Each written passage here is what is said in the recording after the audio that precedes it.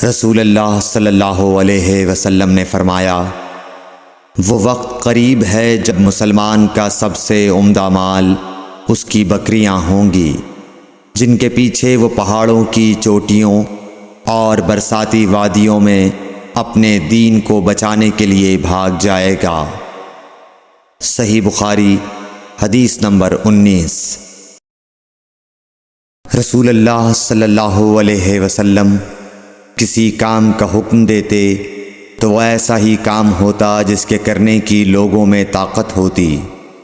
اس پر صحابہ کرام نے عرض کیا کہ یا رسول اللہ، ہم لوگ تو آپ جیسے نہیں ہیں، آپ تو معصوم ہیں اور آپ کی اللہ پاک نے اگلی پچھلی سب لغزشیں معاف فرما دی ہیں، اس لیے ہمیں اپنے سے کچھ زیادہ عبادت کرنے کا حکم فرمائیے۔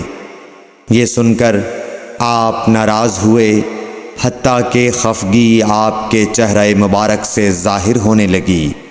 پھر فرمایا کہ بے شک میں تم سب سے زیادہ اللہ سے ڈرتا ہوں اور تم سب سے زیادہ اسے جانتا ہوں، پس تم مجھ سے بڑھ کر عبادت نہیں کر سکتے۔ صحیح بخاری حدیث نمبر 20۔ حضور اکرم صلی اللہ علیہ وآلہ وسلم نے ارشاد فرمایا، جس شخص میں یہ 3 باتیں ہوں گی وہ ایمان کا مزہ پالے گا۔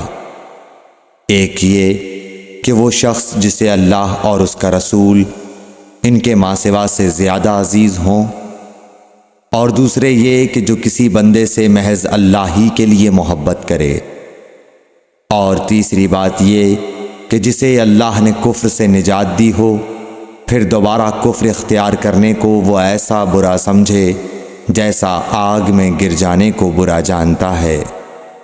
صحیح بخاری حدیث نمبر 21۔